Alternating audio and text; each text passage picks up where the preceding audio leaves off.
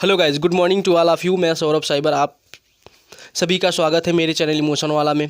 आशा करते हैं आप सब अच्छे होंगे, स्वस्थ होंगे, हंसते होंगे और मुस्कुराते होंगे। मैं आप लोगों के सामने एक बार फिर हाजिर हूँ एक नए टॉपिक के साथ। वो टॉपिक है साइकोलॉजिकल फैक्ट्स। यानी हम साइकोलॉजी पढ़ते हैं। साइकोलॉजी मतलब क्या होता है? मन का विज्ञान। इसीलिए इसको कहा गया है मनोविज्ञान। क्या कहा गया है? मनोविज्ञान। ये एक ऐसा सब्जेक्ट है, जब आप पढ़ते हो ना तो आपको हंसी, डर और गुस्सा तीनों आती है। ठीक है, तो हम आज इसके फैक्ट के बारे में जानने वाले हैं कि इसके इम्पॉर्टेंट फैक्ट क्या है। देखो, फैक्ट नंबर 1, यानी जब साइकोलॉजी शुरू हुई पूरे विश्व में, जब साइकोलॉजी शुरू हुई तो जब भी कोई सब्जेक्ट शुरू होता है तो उसका एक प्रॉपर क्या होता है? विभाग बनता है, प्रयोगशाला बनती है, तभी तो उसमें उस प्रकार के एक्सपेरिमेंट किए जाएंगे। तो देखो, साइकोलॉजी की पहली प्रयोगशाला कहाँ बनी? जर्मनी में बनी। कहाँ बनी? जर्मनी में बनी। तो देखो, साइकोलॉजी की पहली प्रयोगशाला कहाँ बनी? जर्मनी में बनी। कब बनी? 1879 ईस्वी में। और इसको बनाने वाले कौन थे? तो इसको बनाने वाले थे विल्हेम वुंट। विल्हेम वुंट ने इसको स्थापित किया ताकि हम मनोविज्ञान के बारे में और ज़्यादा से ज़्यादा एक्सपेरिमेंट कर सके और ज़्यादा से ज़्यादा सिद्धांत प्रस्तुत कर सके। ये पूरे मतलब बात करते हैं पूरे विश्व में। अब ध्यान दो, भारत में, अब हम बात करते हैं भारत में।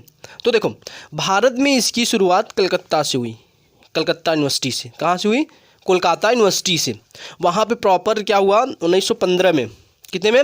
1915 में क्या हुआ? मनोविज्ञान की शुरुआत हुई और 1938 ईस्वी में इसका प्रॉपर एक विभाग बना। क्या बना? विभाग बना। और इसके जो प्रथम प्रोफेसर थे वो कौन थे? वो doctor NNS Gupta. NNS Gupta कहाँ प्रोफेसर थे? तो वो कलकत्ता यूनिवर्सिटी के क्या थे? प्रोफेसर थे। भारत में पहली बार मनोविज्ञान के लिए यानी एक विभाग का निर्माण कब हुआ? 1938 ईस्वी में। हालांकि ये 1915 से क्या हुई? शुरुआत हो गई थी। 1915 या 16 से शुरुआत हो गई थी। ठीक है, लेकिन इसका प्रॉपर एक विभाग बना। वो कब बना? विभाग का निर्माण हुआ 1938 ईस्वी में। इसके प्रथम प्रोफेसर कौन थे? तो इसके प्रथम प्रोफेसर थे डॉक्टर NNS गुप्ता। ठीक है, वो कौन सी यूनिवर्सिटी कौन थी? तो यूनिवर्सिटी थी कोलकाता यूनिवर्सिटी। अब देखो, अब हम बात करते हैं जैसे ही वहाँ पे विभाग बना, अब जाहिर सी बात है कि और राज्यों में भी इसकी स्थापना होनी चाहिए, तभी तो लोग इसके बारे में जानेंगे और ज़्यादा पढ़ेंगे। और जो डॉक्टर NNS गुप्ता थे वो प्रॉपर अमेरिका से क्या किए थे? साइकोलॉजी के बारे में पढ़ कर आए थे, या वहाँ से उन्होंने डिग्री ली थी साइकोलॉजी की। तब जाके वहाँ पे क्या हुए? प्रोफेसर हुए।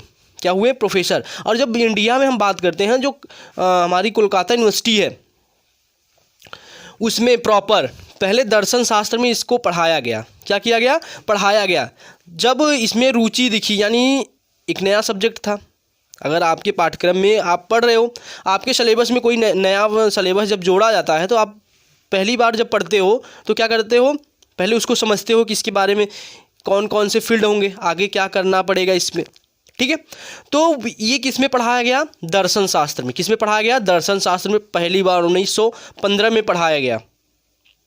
तब जाके 1915 से लेकर 1935 के करीब ये शुरुआत हुई मनोविज्ञान की भारत में। तब जाकर प्रॉपर 1938 में इसका विभाग बना। कौन विभाग इसको बनाए? तो ये बनाए थे हमारे डॉक्टर NN गुप्ता। कौन सी यूनिवर्सिटी थी? तो कोलकाता यूनिवर्सिटी थी। अब हम बात करते हैं इलाहाबाद, जो कि इलाहाबाद यूनिवर्सिटी काफ़ी पुरानी यूनिवर्सिटी है। तो उसमें मनोविज्ञान की शुरुआत कब हुई, यानी प्रयोगशाला कब बनी? तो वो बनी थी 1954 ईस्वी में। कब बनी थी? 1954 ईस्वी में। और किसकी सहयोग से बनी थी? वो थी UGC, यूनिवर्सिटी ग्रांट कमीशन। हालांकि जितने भी जो भी यूनिवर्सिटीज़ का निर्णय लेता है वो कौन लेता है? UGC। कौन लेता है? University grant commission. इसके द्वारा क्या किया गया? प्रयागराज में 1954 में मनोविज्ञान की एक प्रयोगशाला बनी। क्या बनी? प्रयोगशाला। अब देखो, अब हम बात करते हैं कि जो साइकोलॉजी फील्ड है उसमें कई प्रकार के क्या हुए, साइकोलॉजिस्ट हुए, जिनको उनके कार्य के लिए क्या दिया गया? नोबेल प्राइज़ दिया गया। क्या दिया गया? नोबेल प्राइज़ दिया गया। तो देखो, इसमें साइकोलॉजी में हर्बर्ट साइमन को 1978 में किस कार्य के लिए नोबेल प्राइज़ दिया गया? तो देखो, निर्णयन पर कार्य करने के लिए। किसके निर्णय पर? किसके कौन से टॉपिक पे कार्य करने के लिए? निर्णय पर, यानी निर्णय पे प्रॉपर। आप लोग साइकोलॉजी पढ़ते हो तो साइकोलॉजी क्या है? एक मन का विज्ञान है। आप निर्णय लेते हो अपने विचारों के द्वारा लेते हो। तो कैसे निर्णय लेते हैं? निर्णय लेते समय हमें क्या क्या सावधानियां करनी चाहिए उसके बारे में प्रॉपर इन्होंने बताया। इनके बताने का नतीजा ये निकला कि इनको नोबेल प्राइज़ मिला। सोचो इनका सिद्धांत कितना बड़ा था। आप जब सोचते हो कि निर्णय, ये तो कोई भी बता सकता है, निर्णय हम जब किसी कार्य को करते हैं, उस कार्य को करने से पहले उसके बारे में जब सोचते हैं तो एक प्रकार का क्या होता है? निर्णय होता है कि वो काम सही होगा कि नहीं सही होगा, करें या ना करें। तो ये तो नॉर्मल सी डिफिनीशन है। लेकिन इस डिफिनीशन को अगर साइकोलॉजिक तौर पर देखें हम लोग तो ये एक बड़ा क्या है? मुद्दा है।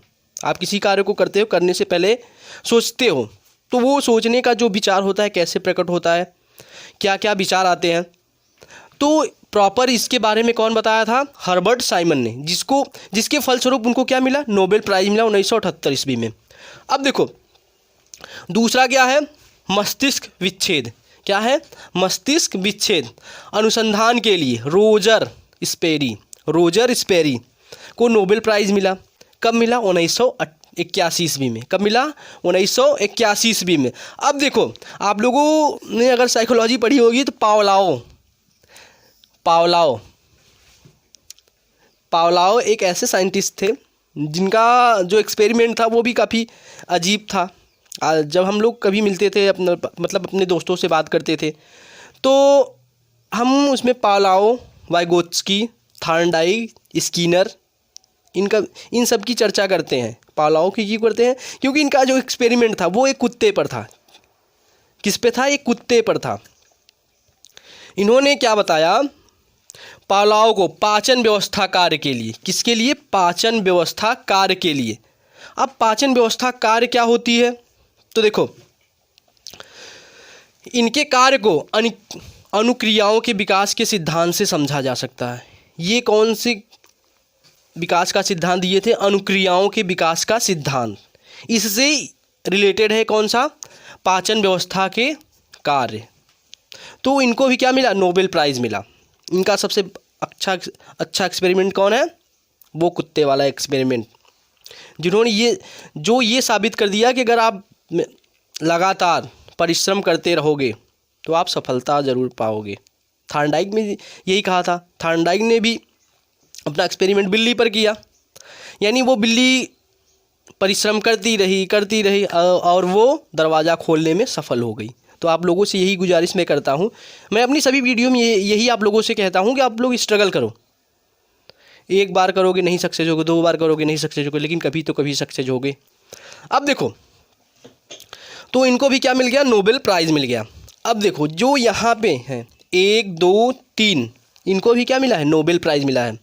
थॉमस सेलिंग 2005 में क्या मिला? नोबेल प्राइज़ मिला। डेनियल कैहनमन, इनको क्या मिला? नोबेल प्राइज़ मिला। कब मिला? 2002 में। अब देखो, डेविस ह्यूबल और टास्टर वीजल, इनको भी क्या मिला? नोबेल प्राइज़ मिला 1981 ईस्वी में। तो नोबेल प्राइज़ पाना एक गर्व की बात है, चाहे किसी भी फील्ड में क्यों ना हो।